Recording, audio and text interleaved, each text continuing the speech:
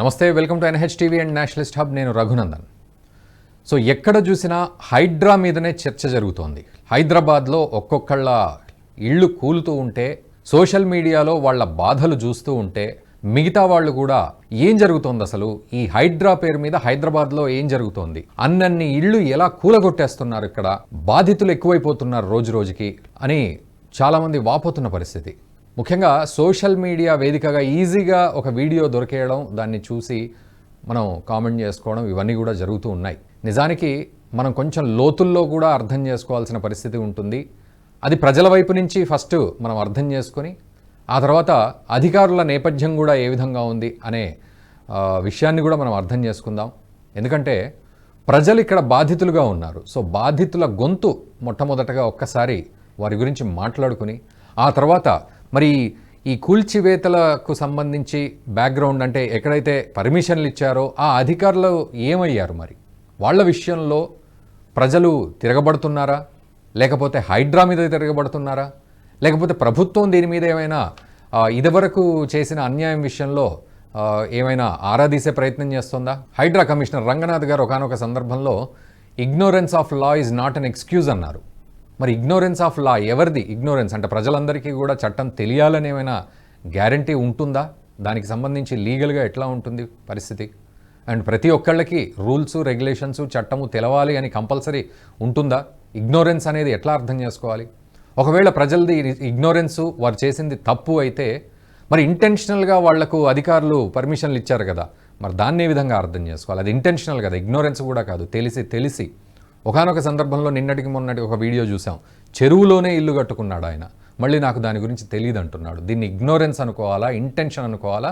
ఒకవేళ అనుకుంటే ఎవరిది అనుకోవాలి? అది తప్పెవరిది అని చెప్పి మనం బాధ్యుల్ని చేయాలి. బాధితులైతే ప్రజలు అవుతున్నారు. ఇప్పుడు కష్టపడి రూపాయి పోగు చేసుకొని కట్టుకున్న ఇళ్లను కూల్చేస్తుంటే ఒక్కొక్కళ్ళ ఏడుపులు చూస్తే అసలు చాలామంది కన్నీళ్లు పెట్టుకుంటున్న సందర్భం.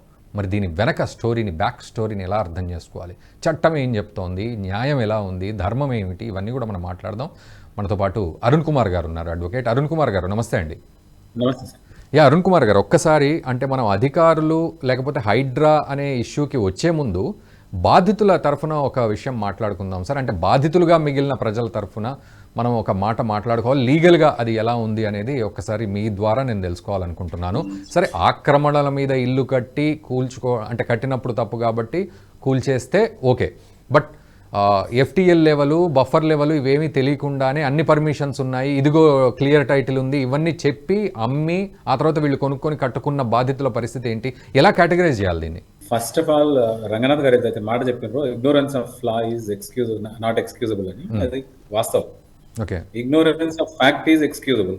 అంటే తెలియకపోవచ్చు. ఇప్పుడు కణకణం మండుతున్న ఒక నిప్పు కణికని ముట్టుకుంటే చేతులు కాలుతాయి. అదే చట్టం అంటే అదే. అంటే పట్టుకోవడం తప్పు కాకపోవచ్చు, కానీ పట్టుకుంటే కాలుతుందన్న విషయం తెలియకపోవడం అమాయకత్వం అవుతుంది. బాధితుల తరఫున ఎవరైనా బాధితుల తరఫునే ఉంటారు, కానీ ఇక్కడ బాధితులు కారు, వీళ్ళు సో కాల్డ్ విక్టిమ్స్. వీళ్ళు ఎందుకు ఆ మాట అంటున్నానంటే, ఇంటెన్షనల్ గా బఫర్ జోన్ లో ఫుల్ ట్యాంక్ లెవెల్లో ప్లాట్లు కొని ఇల్లు కట్టుకున్న వాళ్ళు వీళ్ళు.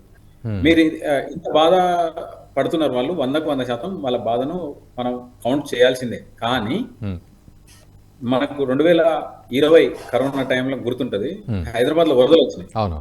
ప్రభుత్వం ఒక్కొక్కరికి 10,000 19 అనుకుంటా, కరోనా కంటే ముందు 2019 10,000 రూపాయలు పనిచేసినారు బాధితులకు. అంటే ఎందుకు ఆ కారణం, ఆ వరదలు రావడానికి కారణం ఏంటంటే FTL లోకి చొచ్చుకొని పోయి బఫర్ జోన్ లో ఇల్లు కట్టడం వల్ల స్టోరేజ్ కెపాసిటీ, పర్కులేషన్ ట్యాంక్ లో స్టోరేజ్ కెపాసిటీ తగ్గిపోయింది. దాని పేరే పర్కులేషన్ ట్యాంక్. అంటే కాసేపు అందులో వాటర్ నిల్చుని ఉంటే లోపలికి వెళ్ళిపోతాయి, అండర్ గ్రౌండ్ వాటర్ లెవెల్ అనేది ఇంప్రూవ్ అవుతుంది.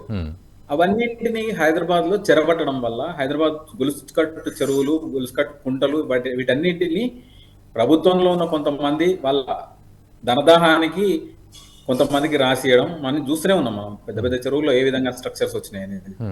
అంటే వీళ్ళకి ఖచ్చితంగా తెలియదు అనేది ఎంత మాత్రం లేదు. ఇక్కడ హైడ్రా ఎందుకు వెయిట్ చేయట్లేదు అని మాత్రమే అంటున్నారు, కానీ Hydraa established on whatever the orders issued by the green tribunal and supreme court orders comply చేయడానికి ఎస్టాబ్లిష్ చేయబడ్డది. అంటే రెండు రకాల వ్యక్తీకరణ కనబడుతోంది ఇక్కడ. ఒకటి ఏంటంటే ఓకే మేము కట్టుకున్నాం, ఆక్రమణ చేశాము, మాకు కొంచెం సమయం ఇవ్వకుండానే మా సామాన్లు కూడా కూలగొట్టారు అనేది ఒక వాదన అయితే, రెండోది మా దగ్గర అన్నీ ఉన్నాయి, పర్మిషన్స్ ఉన్నాయి, అయినా కూడా వచ్చి కూలగొట్టారు అనే విషయం ఒకటి. సార్, ఒకటి నిద్రపోయిన వాళ్ళని లేపడం ఒక విషయం, నిద్ర నటించే వాళ్ళని లేపడం అసాధ్యం. ప్రజలకు అందరికి తెలిసిపోతుంది కదా, నెలపై నుంచి హైడ్రా కూల్చివేతలు నడుస్తున్నాయి.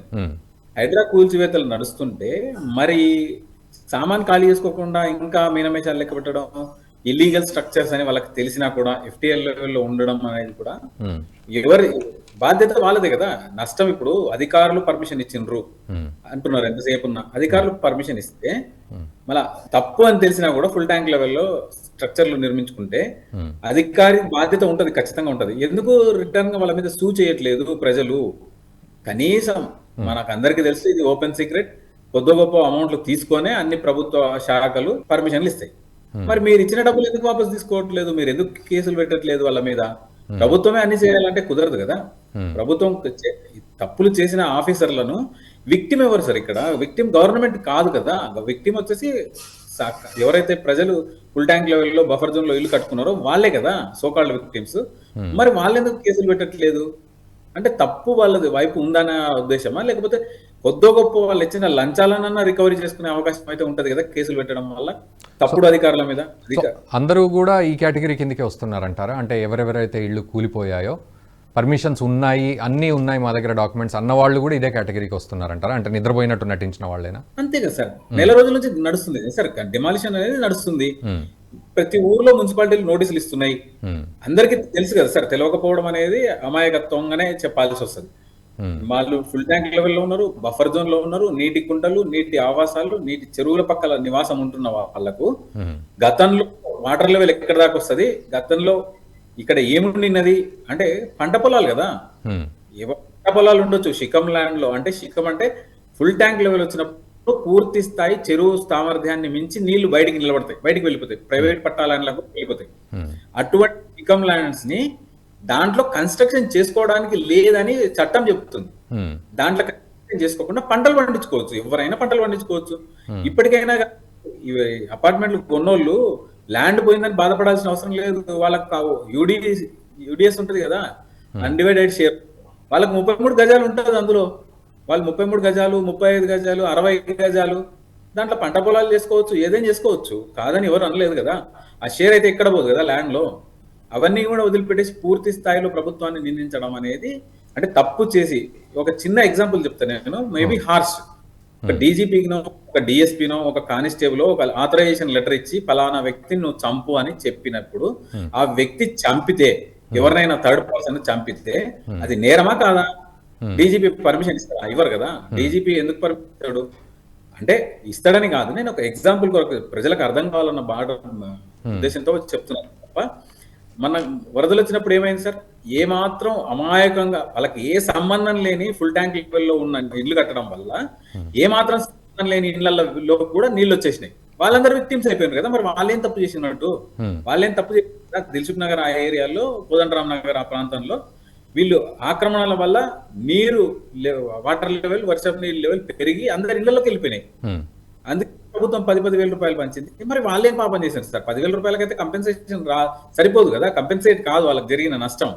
కానీ కింద ధనదాహంతో తక్కువకొస్తుందన్న ఉద్దేశంతో ఏదైతే కట్టకూడని ప్లేస్ లో కట్టిన ఇళ్లలో కొనడం వల్ల అక్కడ నిలబడాల్సిన వాటర్. అంటే అరుణ్ కుమార్ గారు ఇక్కడ అంటే మీరు అన్నట్టు నిద్రపోయినట్టు నటించిన వాళ్ళు అనేది, సో కొంతమంది ఎడ్యుకేటెడ్ ఉండి వాళ్లకు తెలిసి ఈ బ్రోకర్తో మాట్లాడుకోవడము, లేకపోతే రియల్ ఎస్టేట్ వాళ్ళతోటి కన్విన్సింగ్గా మాట్లాడుకోవడము, ఇదంతా జరిగి ఉండొచ్చేమో. బట్ నిజంగా కూడా FTL లెవెల్లో ఉంది, బఫర్ జోన్లో ఉంది అని తెలియకుండా దాన్ని ఓవర్కమ్, అంటే దాన్ని దాచిపెట్టి ఒక రియల్ ఎస్టేట్ వెంచర్ వాళ్ళు అమ్మిన సందర్భాలు ఉండవు అంటారా? ఎట్లా దీన్ని, ఆ అమాయకత్వం అనేది అక్కడ స్పేస్ లేదా అమాయకత్వానికి అని కొనుక్కున్న వాడికి? All are equal before law sir. ఎవడైనా సరే, ప్రధానమంత్రి అయినా, రాష్ట్రపతి అయినా, వేరే ఎవడైనా సరే తప్పు చేస్తే చట్ట పరిధిలో అందరికీ సమానమైన శిక్ష ఉంది. నేను గలిబుల్, నాకు కట్టుకోవడానికి బట్టలు లేవు, ఏదో నేను కష్టపడి రేకులు వేసుకున్న స్థలంలో, లేదు నేను అతి కష్టం మీద లోన్లు అందరితో తెచ్చుకొని నేను ఒక 10 లక్షలు ఇల్లు కట్టుకున్నా, దాన్ని ఎట్లా కూల్ చేస్తే నా పరిస్థితి ఏంటి అంటే, చేసిన తప్పు ఎవరు తప్పు చేస్తే వాళ్ళే కదా అనుభవించాల్సింది. దాని తర్వాత తరము, నెక్స్ట్ తరము ఇవి రిజర్వేషన్లు కాదు కదా, ఎప్పుడో ఎవరి తాతో అనగదొక్కితే ఈ తరాలు అనుభవిస్తున్నట్టు ఇవి రిజర్వేషన్లు కాదు కదా. అంటే ఒకటి సార్, ఇప్పుడు వెంచర్స్ వేసినప్పుడు పర్మిషన్స్ ఇవ్వడం ఇవన్నీ జరిగిన తర్వాతే ఒక 10 మంది సపోజ్ ఒక స్టాండ్ అలోన్ అపార్ట్మెంటే కట్టారనుకోండి సార్, ఒక 10 ఫ్లాట్లు ఉండే బిల్డింగు, అందులో ఒక 4-5 అమ్ముడు పోయాయి, 6వ వ్యక్తి వచ్చాడు ఫర్ ఎగ్జాంపుల్, ఒక 5గురు ఆల్రెడీ కొన్నారు కాబట్టి మనం ఇది ఓకేనే, ఇది క్లియరే అని అనుకునే సందర్భాలు ఉండవంటారా? అప్పుడు దాన్ని అమాయకత్వం కిందకి తీసుకోలేమంటారా? చట్టం ముందు ఓకే, అందరూ ఒకటే మీరు అన్నట్టు, బట్ ఇటువంటి సిచ్యువేషన్లో అంటే అతను అమాయకంగా తీసుకునే పరిస్థితి ఉంది. అదే గనక అక్కడ అది అసలు ఆ పర్మిషనే ఇవ్వకపోతే బిల్డింగ్కి, లేకపోతే అక్కడ ఆ సైటే ఉండకపోతే అసలు ఆ జోలికి కూడా రాడు కదా ఒక సామాన్యుడు. సార్ ఇక్కడైనా సరే లక్షల రూపాయల పెట్టుబడితోనే ఇల్లు వస్తాయి, వేలల్లో గడిచిపోయింది అది. మీరు ఎంత చీప్ ఏరియాకి వెళ్ళినా కూడా ఇల్లు కొనాలంటే 5,000 రూపాయలు గజం, అంటే 100 గజాల లేనిది ఇల్లు కట్టుకునే పరిస్థితి లేదు. 60 గజాల నుంచి 100 గజాల నుంచి స్టార్ట్ అవుతుంది. అంటే మీ పెట్టుబడి ఎంత అవుతుంది? లక్షల్లో అవుతుంది. ప్లాట్ కొనడానికే లక్షల్లో అయితే కన్స్ట్రక్షన్ ఎంత అవుతుంది? అటువంటిప్పుడు టైటిల్ ను వెరిఫికేషన్ చేసుకోకుండా కొనడం, గుడ్డెద్దు చెలబడ్డట్టు 3-4 10 మంది కొన్నారని చెప్పి 11వ వ్యక్తి కొనడం అది తప్పు. ఇంకా విచిత్రమైన వాదనలు వినిపిస్తున్నాయి. బ్యాంక్ అడ్వకేట్ క్లియరెన్స్ ఇచ్చిండు. బ్యాంక్ అడ్వకేట్ క్లియరెన్స్ ఇచ్చిండ్రు అంటే బ్యాంకు తన రికవరీ మాత్రమే చూసుకుంటది. అక్కడ earning capacity of the borrower earning capacity మీదనే ఇస్తుంది తప్ప ల్యాండ్ల మీద ఇవ్వదు, ఇంటి మీద ఇవ్వదు.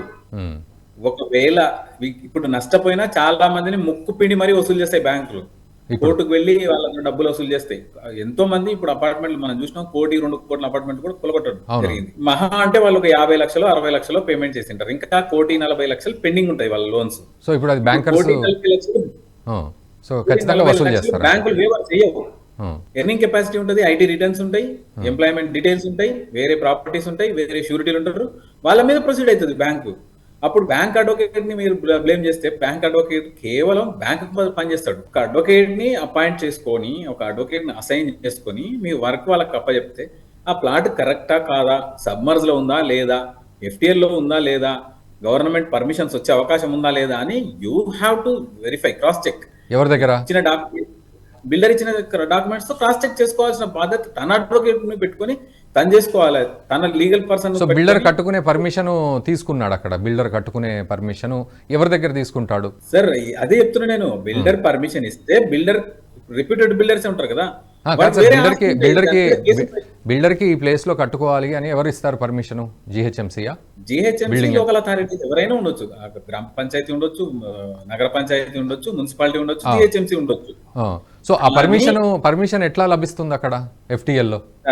చాలా వరకు హైదరాబాద్ లో మీకు నాకు తెలిసిన విషయాలు, కన్స్ట్రక్షన్ స్టార్ట్ చేసేస్తారు, పర్మిషన్ పెట్టుకుంటారు. ఇవెన్నో ఉన్నాయి, 90% ఇటువంటి కేసులే ఉన్నాయి. పర్మిషన్ అంటే ఇంకా కూడా మనకు ఒక లైన్ దాటి చెప్పాలంటే మున్సిపాలిటీ దాంట్లో పనిచేసే సిబ్బంది కావచ్చు, మిగతా వాళ్ళు కావచ్చు, వాండరింగ్ చేస్తుంటారు.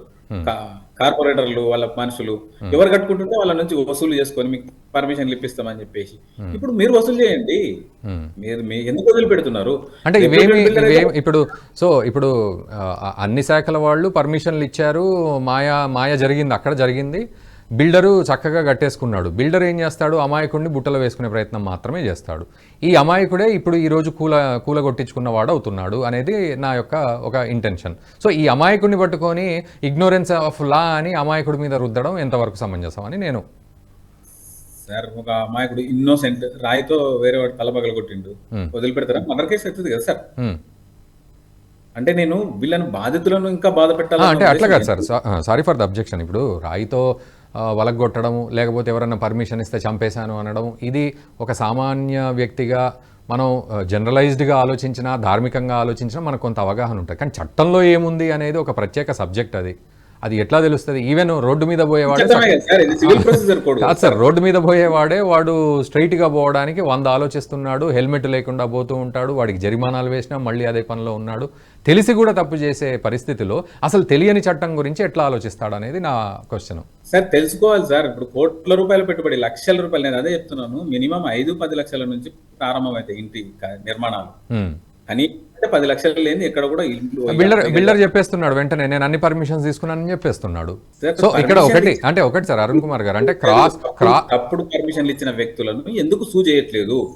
మీరు నష్టపోయిన దాన్ని ఎందుకు కంపెన్సేట్ చేసుకునే ప్రయత్నం చేయట్లేదు? బిల్డర్ల మీద మీరు కేసులు ఎందుకు ఫైల్ చేయట్లేదు? తప్పుడు పర్మిషన్, తప్పుడు ఏరియాలో తప్పుడు రకంగా పర్మిషన్లు తీసుకుని మమ్మల్ని నష్టపరిచిండ్రు అని చెప్పి కొంతలో కొంత ఆయన వసూలు చేసుకునే వెసులుబాటును ఎందుకు వదులుకుంటున్నారు? అంటే ఇక్కడ ఒక అడ్వైజ్ ఇవ్వండి అరుణ్ కుమార్ గారు, అంటే మన వ్యూవర్స్ కి కూడా చూసే వాళ్ళకి, అంటే ఏం చేయాలి? ఇప్పుడు హైడ్రాలో ఇల్లు కూలిపోయింది, వాళ్ళ దగ్గర డాక్యుమెంట్స్ ఉన్నాయి, ఇటు చూస్తేనేమో రంగనాథ్ గారు ignorance of law is no excuse అని ఆయన అంటారు, రేవంత్ రెడ్డి గారు ఆయన చీఫ్ మినిస్టర్గా ఆయన సైలెంట్గా ఉన్నారు. సో ఈ తరుణంలో ఈ బాధితుడు ఎవరైతే ఉన్నారో వాళ్ళు ఏం చేయాలి అర్జెంటుగా? అదొక్క అడ్వైజ్ ఇవ్వండి సార్.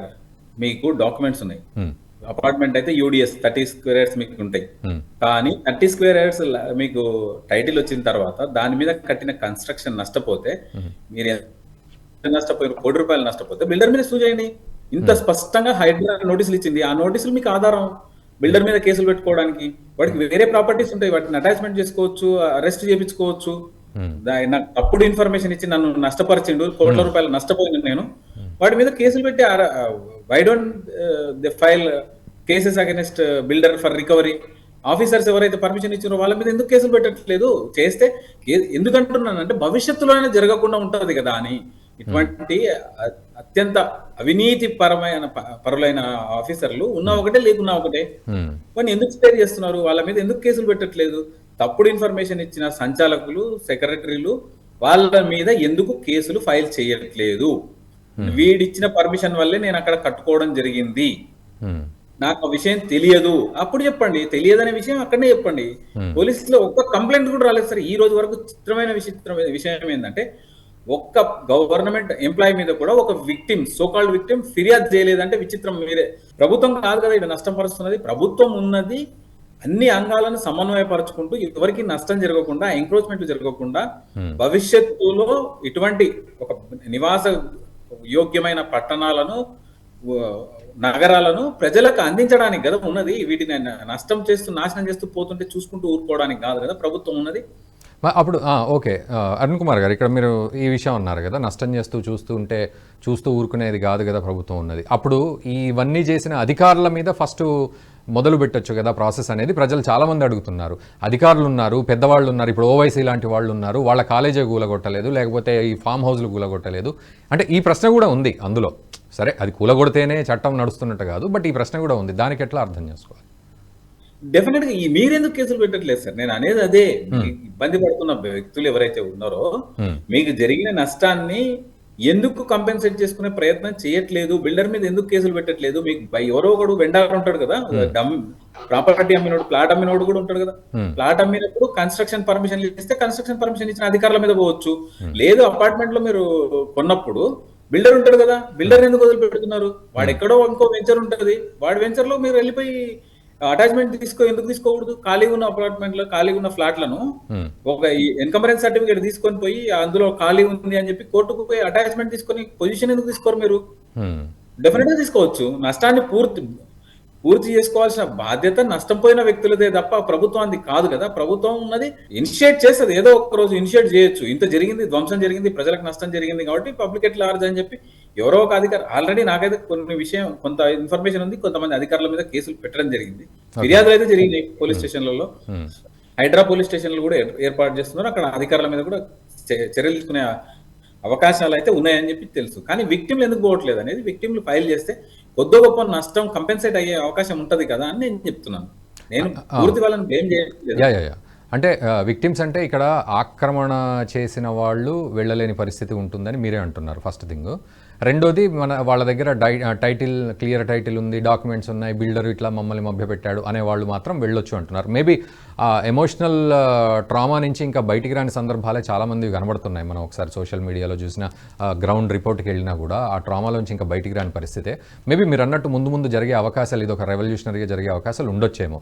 అయితే సో ప్రభుత్వం ఇప్పుడు మీరన్న ఈ హైడ్రా వ్యవస్థను ఏం టార్గెట్గా వెళ్ళే ప్రయత్నం చేస్తోంది లీగల్గా? ఎందుకంటే ఇంత నష్టం కనబడుతోంది, అది ప్రభుత్వానికి పూర్తిగా వ్యతిరేకత కిందగా మారుతోంది ఇప్పుడు ఉన్న పరిస్థితిలో.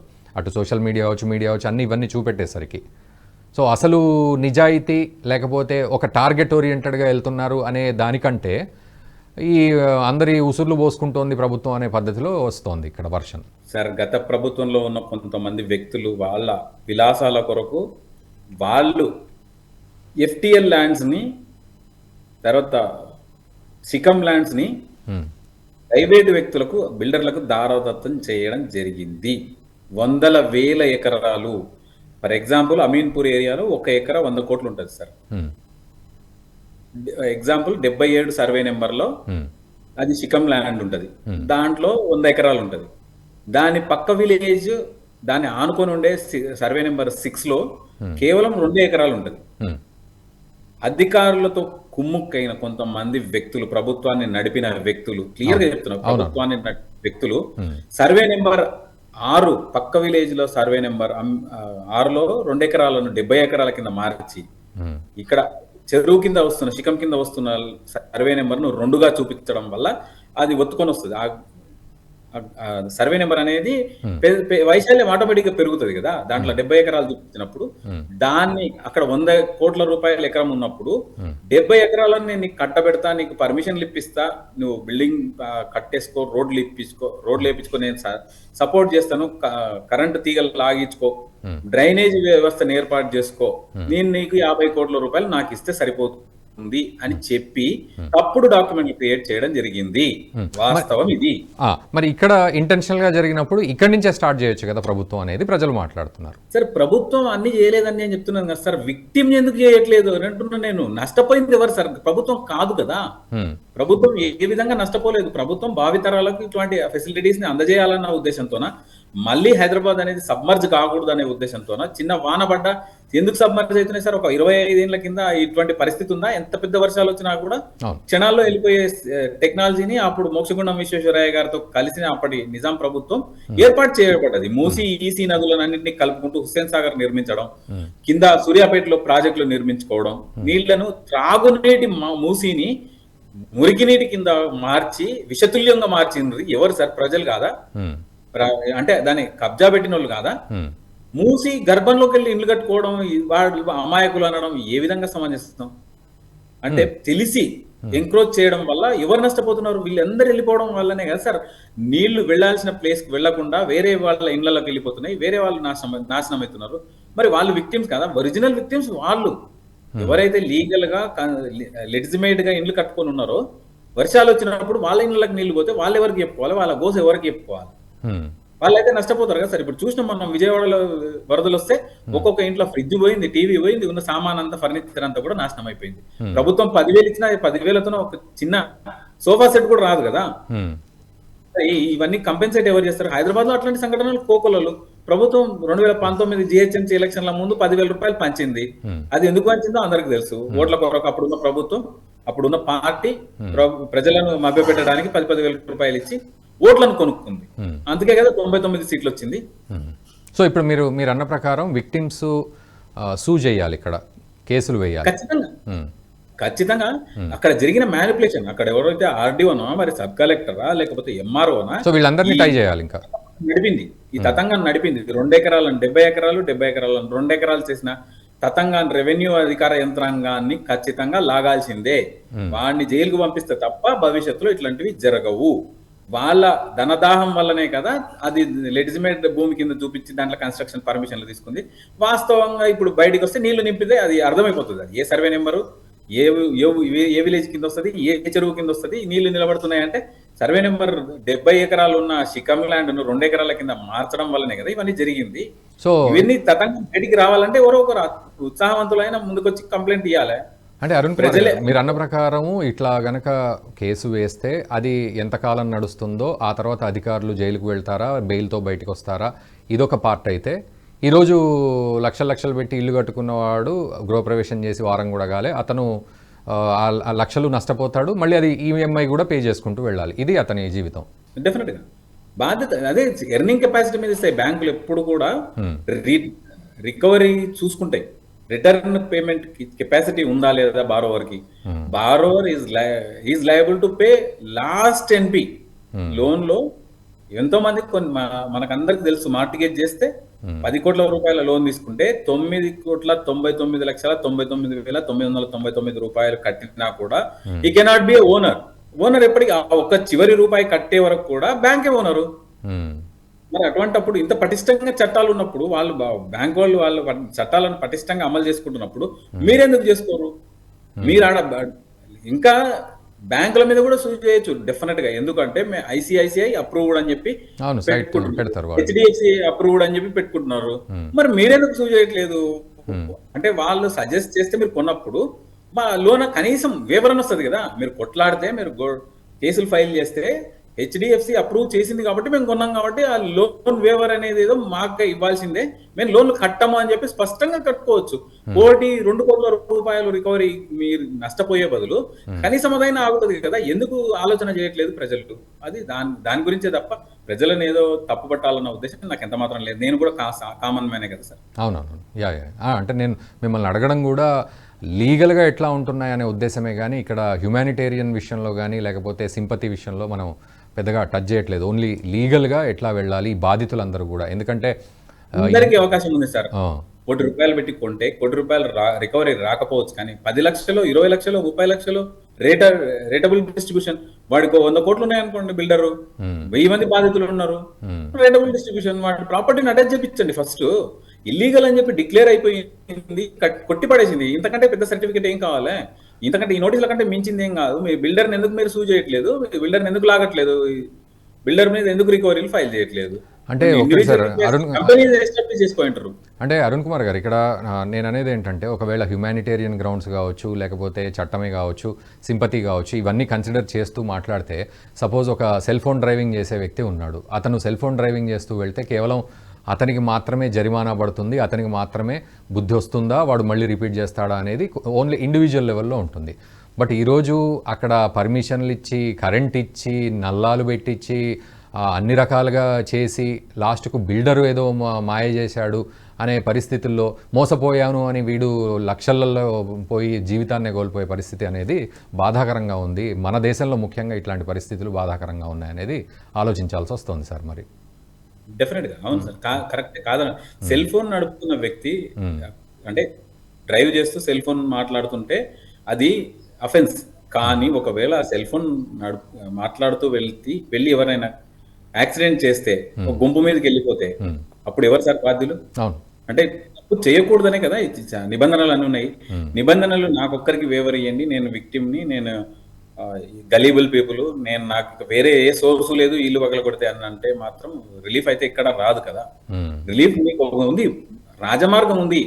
ఎవరితోనైతే మీరు కొన్నారో వాళ్ళ మీద వెళ్ళొచ్చు, వాళ్ళ మీద కేసులు ఫైల్ చేయొచ్చు. ఎవరైతే తప్పుడు పర్మిషన్లు ఇచ్చినారో వాళ్ళ మీద ఫైల్ చేయండి. గవర్నమెంట్ బాధ్యత వహించాల్సి వస్తుంది. అప్పుడు అటువంటి అధికారిని నియమించినందుకు గవర్నమెంట్ ఖచ్చితంగా బాధ్యత వహించాల్సింది. కాబట్టి కంపెన్సేషన్ అన్న అడిగే అవకాశం ఉంటుంది. అంటే ఏం జరుగుతుంది సార్? ఇప్పుడు మీరు అన్నట్టే గ్రాంటెడ్గా తీసుకుందాం. డాక్యుమెంట్స్ ఉన్నోళ్ళు చాలా మంది ఉన్నారు, మేము మాకు అమాయకులం అని అంటున్నారు. సో వాళ్ళు ఏం చేయాలి? ఇప్పుడు అట్లా ప్రొసీడ్ అవుతే ఏం జరుగుతుంది లీగల్గా? సివిల్ సూట్లు ఫైల్ చేసుకోవచ్చు, క్రిమినల్ కేసులు ఫైల్ చేసుకోవచ్చు సార్. పెద్ద బిల్డర్, ఓకే, 1000 కోట్ల రూపాయల టర్న్ ఓవర్ ఉన్న కంపెనీ ఉంటుంది, వాళ్ళకు ఆస్తులు ఉంటాయి, వేరే ఆస్తులు ఉంటాయి. వాళ్ళని ఎందుకు వదిలిపెడుతున్నారు మీరు? స్టాండ్ అలోన్ అపార్ట్మెంట్స్ ఉంటాయి కొంతమంది, వాళ్ళకి బిల్డర్స్ ఎవరో కూడా వాళ్ళు వెళ్ళిపోయి ఉంటారు, లేకపోతే అంత స్తోమత ఉండి కూడా ఉండకపోవచ్చు బిల్డర్కి. అప్పుడు చంద్రమండలానికి వెళ్ళిపోరు, పొరుగు దేశమైన పాకిస్తాన్కో, బంగ్లాదేశ్కో, లేకపోతే అమెరికాకో వెళ్ళిపోరు. వెళ్ళినా వాళ్ళకి సంబంధించిన కంపెనీకి సంబంధించిన డీటెయిల్స్ ఉంటాయి, వెబ్సైట్లో అన్ని డీటెయిల్స్ ఉంటాయి, ప్రభుత్వం దగ్గర అన్ని ఉంటాయి. ప్రభుత్వ అధికారి తప్పు చేసి ఉంటే, కమిషనర్లు వాళ్ళు తప్పు చేసి ఉంటే కమిషనర్ బాధ్యత వహించాల్సి వస్తుంది. మాకు కంపెన్సేషన్ ఇవ్వమని ఎందుకు అడగకూడదు? ఎందుకు కేసులు ఫైల్ చేయకూడదు? రిట్ పిటిషన్లు ఫైల్ చేసుకోవచ్చు. ప్రభుత్వ అధికారుల మీద వేసినప్పుడు డైరెక్ట్ రిట్ పిటిషన్లు వేసుకోవచ్చు.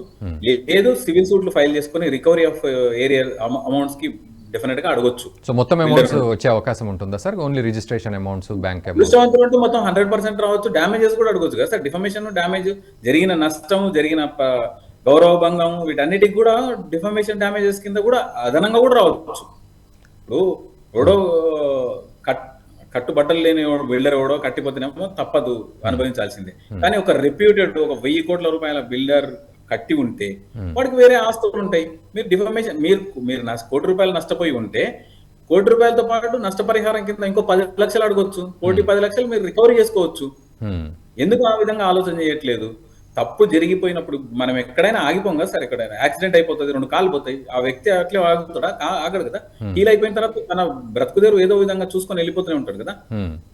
అదే విధంగా జరిగిపోయిన సమస్య పోయింది అనుకోవాలి, కొత్తగా వాళ్ళ పోరాటాన్ని ప్రారంభించాల్సిందే తప్ప బాధపడుతూ కూర్చుంటే మాత్రం ఒరిగేదైతే ఏమీ లేదు కదా సార్. సో ప్రభుత్వం వాళ్ళు సానుభూతి చూపించడం తప్ప అవునవును వాళ్ళకు ఒరిగేదైతే ఏమీ లేదు. అవును. సో ప్రభుత్వ వ్యవస్థలు ఈ విధంగా మాయ చేశాయి కాబట్టి సో ప్రభుత్వ వ్యవస్థల మీద కూడా కేసు వేయచ్చు అంటారా ప్రజలు? 100% వేయచ్చు సార్. మున్సిపాలిటీల మీద ఎందుకు కేసులు వేయట్లేదు? నువ్వు పర్మిషన్ ఇచ్చినావు, నువ్వే కూలగొట్టినావు.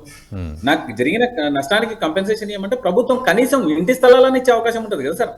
కన్సిడర్ చేసి ఒక 1000 మందిని డబుల్ బెడ్రూమ్ ఇంట్లో ఉన్నాయి ఇందిరా ఆవాస్. ఇప్పుడు మీకు చాలా మందికి తెలియని విషయం ఏంటంటే బాలాపూర్ సరౌండింగ్స్ లో, బాలాపూర్ లో, తుమ్మల్గూడ ఏరియాలో 6000 ఇండ్లు ఇప్పటికీ ఆక్యుపేషన్ లేని ఇండ్లు ఉన్నాయి సార్. ఇందిరా ఆవాస్ యోజన కింద కట్టినవి, బాంబే హౌసెస్, వాల్మీకి ఆవాస్ యోజన కింద కట్టిన ఇండ్లు 6000 ఇండ్లు. మీరు మీ వీడియో కెమెరా తీసుకొని మీ టీమ్ ను పంపిస్తే నేను ఇప్పుడే చూపించడానికి సిద్ధంగా ఉన్నా. వేకెంట్ ఉన్నాయి, ఆ ఖాళీగా ఉన్నాయి, ఆ ఇండ్లను అడగండి. ఎవరికో బాధితులకు ఇచ్చే బదులు ఇప్పుడు ఇమ్మీడియట్ బాధితులు ఉన్నారు, వీళ్ళకి కట్టే ఆక్యుపెన్సీ అడగండి. కనీసం అక్కడైనా లాభం జరిగే అవకాశం ఉంటది కదా, మేలు కొంతలో కొంత మేలు జరిగే అవకాశం ఉంటది కదా. ప్రభుత్వం కట్టిన ఇండ్లను ఎందుకు వదిలేస్తున్నారు? డబుల్ బెడ్రూమ్ ఇండ్లు ఉన్నాయి, సగంలో ఆపేసిన ఇండ్లు ఉన్నాయి, వాటిని అలాట్ అడగొచ్చు. ఖచ్చితంగా ప్రభుత్వంలో ఉన్న వ్యక్తులు కొంతమంది అయినా కానీ దయార్థ హృదయం ఉన్న వాళ్ళు ఉంటారు కదా, వీళ్ళకి అలాట్ చేసే అవకాశం అయితే ఉంటది కదా. ఎందుకు పోగొట్టుకుంటున్నారు అవకాశాన్ని?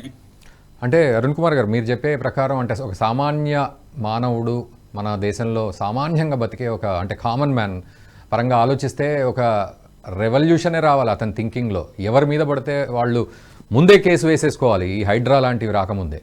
సో అప్పుడే బతకగలుగుతారేమో అనిపిస్తోంది.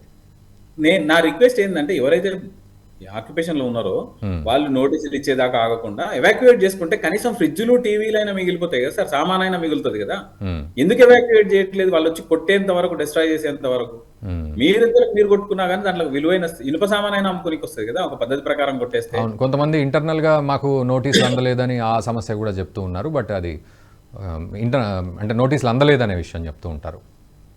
నోటీస్ వచ్చేదాకా ఎందుకు ఆగాలి? తప్పు చేసిన వ్యక్తులకు నీళ్లలో ఇప్పుడు చూసినాం మనను మెదక్ సంగారెడ్డిలో ఒక ఫుల్ ట్యాంక్ లెవెల్లో పగల కొడితే ఏ మాత్రం సంబంధం లేని వ్యక్తికి రాయి తగిలి చనిపోవడం జరిగింది. ఆ వీడియో కూడా చూసింటారు మీరు కూడా. అంటే అక్కడ బాధితులు ఎవరు? మరి ఆ కుటుంబం బాధితులే కదా. వాళ్ళు ఎవరిని నిందించాలి? సంఘటన స్థలానికి వెళ్ళిన వ్యక్తిని నిందించాలనా? సంఘటన స్థలానికి వెళ్ళిన వ్యక్తిని నిందించడానికి లేదు కదా. పాపం మా కుటుంబం నష్టపోతుంది కదా. ఇటువంటివన్నీ కూడా అసలు కట్టకుంటే అక్కడ నష్టం, కట్టిన వాడికి నష్టం జరగదు, అక్కడ చూడడానికి వెళ్లాల్సిన అవసరం లేదు, పగలగొట్టాల్సిన అవసరం లేదు ప్రభుత్వానికి. ఇంకా ఈ సిల్ట్ ఎప్పుడు తీస్తారో అది తెలియదు. ఇప్పుడు డిస్ట్రాయ్ చేస్తున్నారు, ఆ డెబ్రిస్ ఎప్పుడు క్లియర్ చేస్తారు, ఎవరు క్లియర్ చేస్తారు అనేది కూడా చూడాలి. డెబ్రిస్ క్లియర్ చేయకపోతే purpose of the Hydraa execution waste అని నా ఉద్దేశం. అంటే డెబ్రిస్ తీస్తామంటున్నారు, సీసీ కెమెరాలు కూడా ఏర్పాటు చేస్తాం, అవి కమాండ్ కంట్రోల్ రూమ్కి అనుసంధానం చేస్తాం అన్నట్టుగా కొంత ఆలోచన జరుగుతోంది. అయితే ఇంకొకటి సార్, ఇంకొక క్వశ్చన్. సో ఈ ఫామ్ హౌస్లు కూలగొట్టట్లేదు, ఓవైసీ యొక్క కాలేజీలు కూలగొట్టట్లేదు విద్యార్థులు. ఆయన రంగనాథ్ గారే స్వయంగా అన్నారు అందులో చాలామంది విద్యార్థుల భవిష్యత్తు ఉంది, వాళ్ళు సూసైడ్ చేసుకుంటే ఎట్లా, ఎవరు రెస్పాన్సిబుల్ తీసుకుంటారని ఆయన అన్నారు. కట్ చేస్తే ఇవాళ అసలు నోటీసులు కూడా రాలేదు, ఆ మహిళ ఒక ఆమె తన కూతురు వాళ్ళిద్దరు ఆత్మహత్య చేసుకున్న సందర్భం ఉంది. సో ఎట్లా ఇంటర్ కనెక్ట్ చేసుకోవచ్చు ఈ సిచ్యువేషన్లో వాటిని కూలగొట్టకపోవడం విషయంలో? సార్ ఒక్కటే విషయం, ప్రయారిటీస్ అయితే ప్రతి ఒక్కరికి ప్రయారిటీస్ ఉంటాయి. ఓకే, ఆ ప్రయారిటీస్ బేసిస్ మీద ముందుకు పోతున్నప్పుడు మనం ఏం చేయలేము, నిందించడానికి అవకాశం లేదు. జరుగుతున్నదైతే ఒక క్రమ పద్ధతిలోనే జరుగుతున్న ఒక 10% ఎక్కడైనా కానీ డీవియేషన్స్ ఒక 10%, 20% అనేది అధికారులు ఈల్డ్ కావడం ఇటువంటిది అయితే జరుగుతుంటుంది. కానీ వ్యవస్థ ఒక మంచి మార్గంలో వెళ్తున్నప్పుడు మనం ఎందుకు సహకరించకూడదు? బాధితులు కాకముందే ఆ ఇళ్లను ఎందుకు ఖాళీ చేయకూడదు? బాధితులు కాకముందుకే బిల్డర్లను ఎందుకు సూ చేయకూడదు? ఆ ల్యాండ్ అమ్మిన వ్యక్తులను మభ్యపెట్టిన మధ్యవర్తులను ఎందుకు వదిలిపెడుతున్నారు?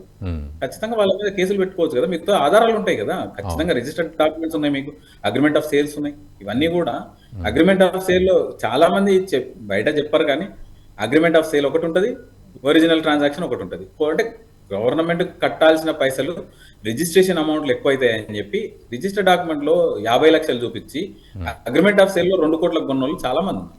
వాళ్ళని ఎవరు కాపాడలేరు. ఎందుకంటే ఇప్పుడున్న ఈ పద్ధతి డాక్యుమెంట్ ప్రకారమే 50 లక్షల రూపాయలు చూపించాల్సి వస్తుంది. ఎన్నో జరుగుతున్నాయి. అన్నింటినీ కూడా అపరిచితుడు సినిమాను మనం ఎగ్జాంపుల్ గా తీసుకోవచ్చు. 5 పైసలను 5,000 మంది 5,000 సార్లు చేస్తే తప్ప కాదా అంటే అది వాస్తవంగా అది చూడాల్సిన అవసరం ఉంది. నేను చేసింది చాలా చిన్న తప్పు అని అనుకోవడం, ఆ చిన్న తప్పు కొన్ని వందల మంది అపార్ట్మెంట్ల రూపంలో కొనుక్కోవడం, దాన్ని ఏ విధంగా మనం చూడాలి? తప్పు అనేది ఎవరు పాయింట్అవుట్ చేయట్లేదు. అది ఒకటి గుర్తుపెట్టుకుంటే బాగుంటది. వాళ్ళు బాధితులమని చెప్పి రోదనకు వెళ్ళిపోతే కర్తవ్యాన్ని మరిచి, అంటే మీరు సుమోటో మీ అంతలకు మీరు కేసులు పెడితే భవిష్యత్తులో ఇటువంటివి జరగవు కదా. ఎవడు ధైర్యం చేయడు? నేను కట్టినా అమ్మేసినా నాకు సంబంధం లేదని చెప్పి దులుపుకొని వెళ్తున్న వ్యక్తులు బిహైండ్ ద బార్స్ వెళ్ళినారు అనుకోండి, చట్టబద్ధంగా అరెస్ట్ కాబడ్డారు అనుకోండి, అంటే అప్పుడు ఇంకోటి చేయొచ్చు సార్. ఒకటి సార్ అరుణ్ కుమార్ గారు, ఇప్పుడు మీరు అన్నారు, సో ఇది ఇళ్ల విషయంలో, ల్యాండ్ విషయంలో, హైడ్రా విషయంలో, చెరువులు ఆక్రమణలు వాటి గురించి మనం ఇట్లా మాట్లాడుతున్నాం కదా. సో ఒక దొంగ డ్రగ్స్ తయారు చేసేవాళ్ళు, దొంగ మందు తయారు చేసేవాడు ఉన్నాడు అనుకోండి, అది వేసుకున్న తర్వాత ఆ బాధితుడు చచ్చిపోయాడు అనుకోండి, ఎట్లా ఉందంటే ఇప్పుడు మీరు కేసు వేయొచ్చు కదా అన్న పరిస్థితి ఉంది. మరి ఆ దొంగ డ్రగ్స్ తయారు చేసే పరిస్థితి, వాటిని స్క్రూటినీ, వాటికి పర్మిషన్లు, వాటిని సంబంధిత వ్యవస్థ ఇవన్నీ ఏం చేస్తున్నట్టు ఆఖరికి బాధితుడు చచ్చిపోయాక వాళ్ళ కుటుంబం కేసు వేయాలి అంటే ఇది ఎట్లా సమంజసం అవుతుంది అని? 100% sir. Victim is liable, victim is having ample power. వాళ్ళకు అది ఒక కేసు ఫైల్ చేయడానికి ఒక ఆధారం అవుతుంది. అక్కడైనా సరే, మీరు ఇక్కడైనా సరే, ఎవరైతే కంపెనీ డ్రగ్స్ తయారు చేసిందో ఆ కంపెనీని పట్టుకోవచ్చు. నిరాసక్తిగా వ్యవహరించిన పోలీసుల మీద కేసులు పెట్టొచ్చు, నిరాసక్తిగా వ్యవహరించిన వైద్య ఆరోగ్య శాఖ మీద కేసులు పెట్టొచ్చు. అదే చెప్తున్నాను, డిఫమేషన్, డ్యామేజెస్ ఖచ్చితంగా ఉంటాయి, ఎవరికైనా ఉంటాయి. మున్సిపల్ కమిషనర్ పర్మిషన్ ఇచ్చిన మున్సిపల్ కమిషనర్ కావచ్చు, విలేజ్ సెక్రటరీ కావచ్చు, ఎవరైతే పర్మిషన్లు ఇచ్చినారో వాళ్ళందరూ కూడా లయబులే. నిబంధనలను అతిక్రమించి ఎవరికో మేలు చేయాలన్న ఉద్దేశంతో పర్మిషన్లు, లాభాపేక్షతో, లంచాల లాలసతో ఎవరైతే ఇచ్చారో వాళ్ళందరూ కూడా ఇప్పుడు తప్పించుకునే అవకాశమే లేదు.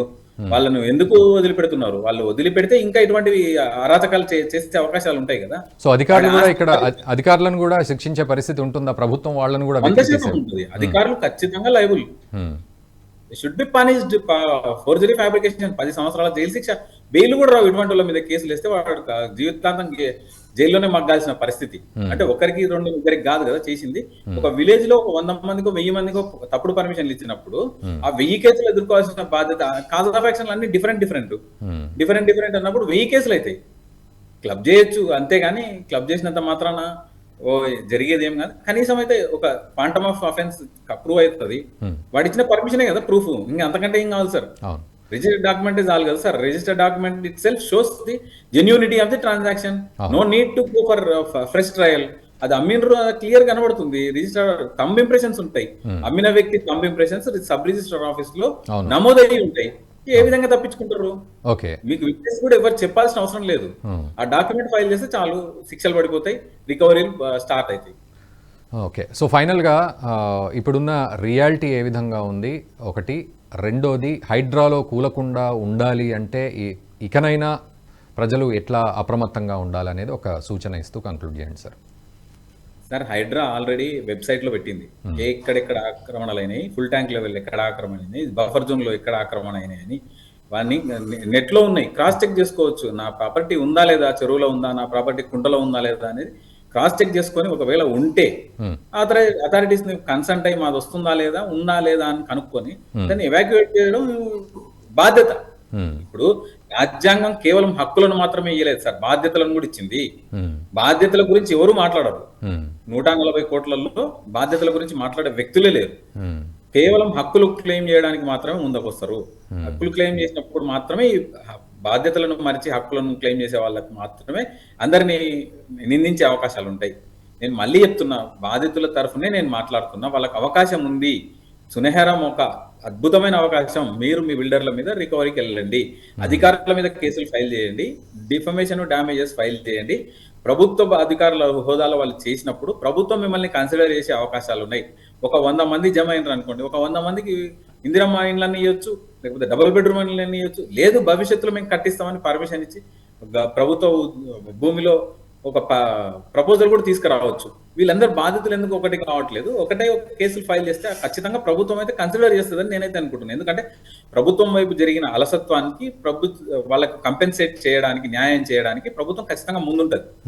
డెఫినెట్ గా వాళ్ళకి లాభం జరిగే అవకాశం ఉంటుంది. కాబట్టి ఆ విధంగా బాధపడుకుంటూ కూర్చుంటే జరిగేది కాదు. కాబట్టి నెక్స్ట్ రేపేం జరుగుతుంది, రేపేం జరగాలి, రేపేం చెయ్యాలనేది కార్యోన్ముఖమై వాళ్ళు వాళ్ళ కార్యక్రమాలను నిర్దేశించుకుంటే బాగుంటుంది.